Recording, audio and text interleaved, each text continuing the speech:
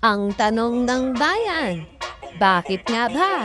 Hello, eto na naman ang inyong Ante Batanggenya at meron na namang pinaglalaban. Bakit nga ba mahal ng mga titas ang SB19? Ay siyam, ay bago pa magkalumbago ang likod ko at maubos ang collagen ng balat ko. Let me tell you this, Nax. Hindi lang naman Gen Z ang may karapatang kiligin at maging fangirls. Ay kami rin naman. Kaming mga titas na may 9 AM vitamins, 3 PM kape, at 10 PM bedtime na hindi nasusunod kapag may SB19 content. Kaya eto na. Ito ang kwento kung bakit sa dami ng pwedeng mahalin, ang SB19 pa rin ang choice naming mga titas. Ay alam nyo, ay hindi laang naman kami mga titas ang naloloko din sa SB19 eh. Andyan ang mga titos, lola, hanggang kay baby. SB19 is not just for the youth. They are for the young, the once young, and the forever young at heart. Una sa lahat, hindi sila pa-cute. Hindi yan puro abs at kilig. Although, let's be honest, bonus na yan sa kanila. They have talent, as in with capital letters. Sing, dance, write songs, aba, check na check. Produce music, oh, edi double check na. Pini na natin, iba sila mag-perform. Full of energy, my feelings. Hindi tulad ng iba, sayaw-sayaw, tapos lip sync. Ay nako, lagi ang live, raw, with emotion. Minsan nga parang iyak na rin kami habang nanonood. Alam mo yung ramdam na ramdam mo sila habang kumakanta. Kasi alam naman natin ang SB19, bukod sa talent, may puso at higit sa lahat, may respeto. Nagbibigay sila ng pag-asa. Nakikita natin sa kanila ang pagsusumikap, sakripisyo at tagumpay na pinaghirapan. From zero to heroes, o diba? Kaya kahit anong edad mo, nakaka-relate ka. Sa kwento nila, sa music, sa values nila, at sa sobrang relatable nila, minsan, parang pamilya mo na rin sila. Sa totoo lang, being a fangirl has no age limit. We love SB19 not just because pogi sila. Well, pogi naman talaga.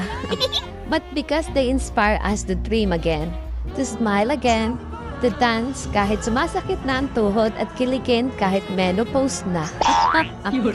But seriously, bakit ba namin mahal ang SB19?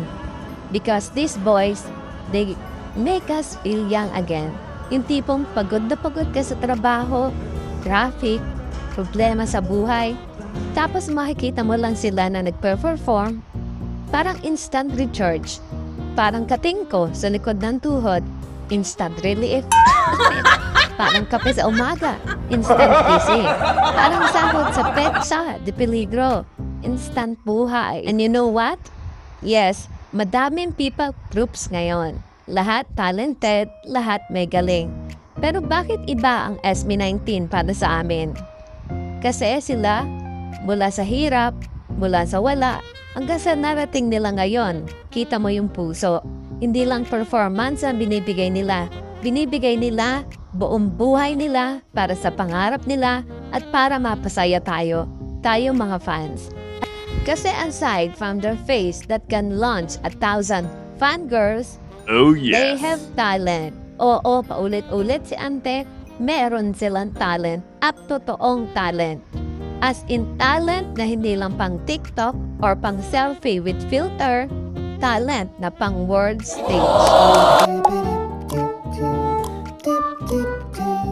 Pag-usapan naman natin yung isang bagay na talaga namang kapansin-pansin sa SB19. Grabe ang grupo na to. Iba yung kindness ng mga batang ito. Yung kindness nila, genuine, hindi scripted. Alam mo, lahat na nakakatrabaho nila, staff, crew, makeup artist, security, cameraman, halos iisa lang ang sinasabi. Sobrang bait ng SB19. Walang ere, walang arte. Pero kahit pagod na, bumabati pa rin, ngumingiti pa rin, at may respeto pa rin. Napakalayo na ugali nila kumpara sa iba.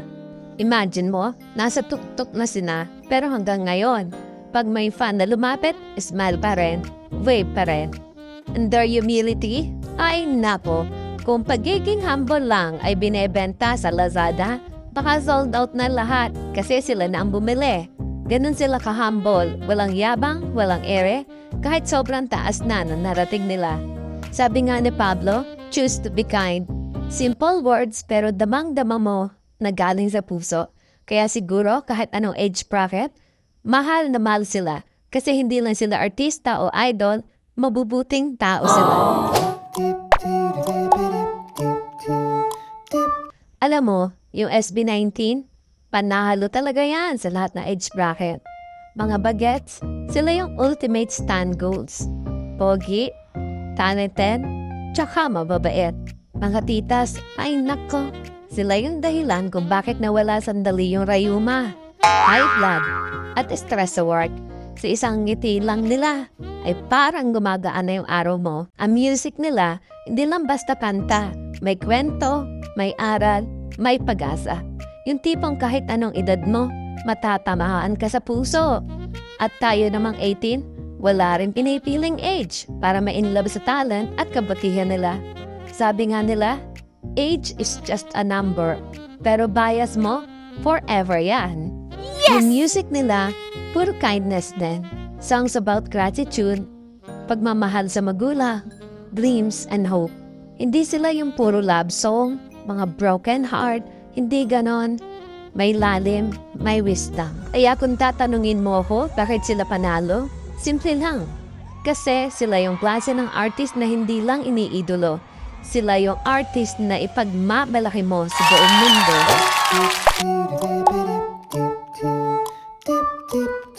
SB19 may vibes para sa lahat.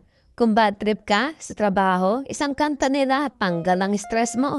Kung iniwan ka ng jowa mo, meron silang hugot para sa'yo. Kung masaya ka, lalo ka pang sasaya sa sayaw nila.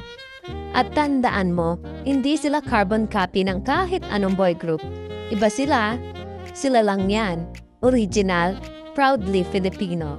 Hindi sila gawa para lang gayahin ng uso, sila ang gumawa ng sariling uso. SB19 may vibes para sa lahat. Pang-emote, pang-party, pang-push sa buhay, kaya kung naghahanap ka ng rason para ngumiti ngayon, play mo lang ang SB19.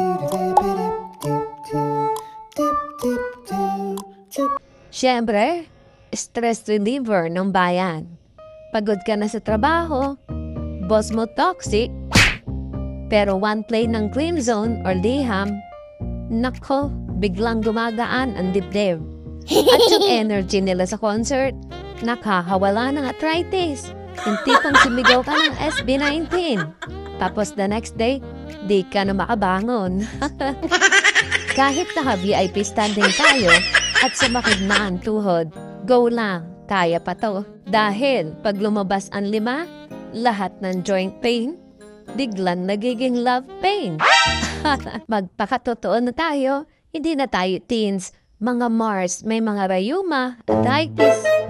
Pero pag sinabing SB19 concert, bigla tayo nagkaka-energy. Parang luta tayo with extra vitamin C.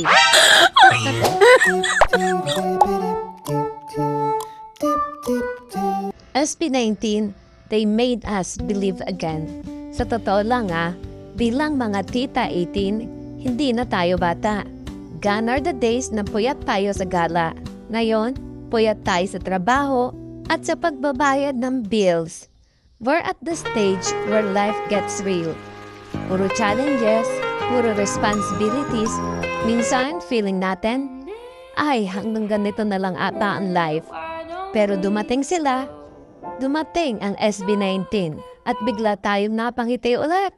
Bigla tayong kinilig ulit. At sus, bigla tayong naniwala ulit na kahit anong edad mo, pwede ka pa rin maging masaya. At alam mo yung pinakasimple, pero powerful. Just by watching them, listening to their songs, or even seeing their memes, biglang nawala ang stress mo.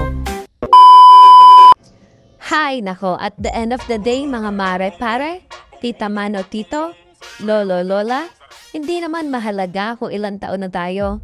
Kung amoy katingin ko tayo, o kung kailangan natin uminom ng calcium supplement bago mag-concert. Ang mahalaga, we found something that make us happy. Something that makes our hearts beat faster kahit minsan tumataas din BP natin. Remember, age is just a number, katingko is just a cent. But SB19, they are our daily joy, our inspiration. Kaya sa lahat ng 18 titas and titos, stand proud.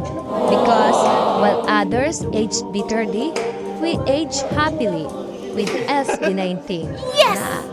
At remember, mga katita at tito, they can bash our age, they can bash our amoy katingko, but they can never bash the happiness SB19 brings us every day.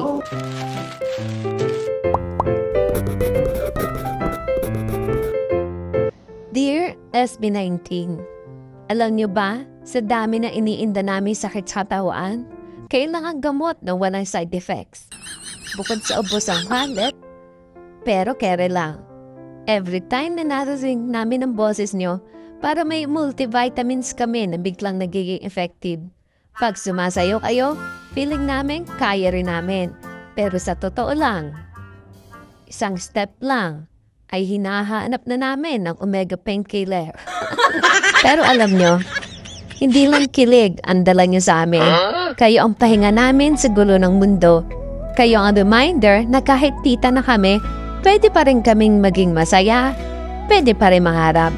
Kahit may arthritis, high blood at cholesterol, nandito pa rin kami.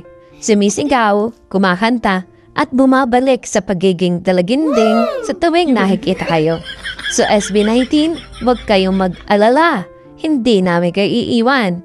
Kung iniwan man kami ng metabolism namin, kayo, never. Just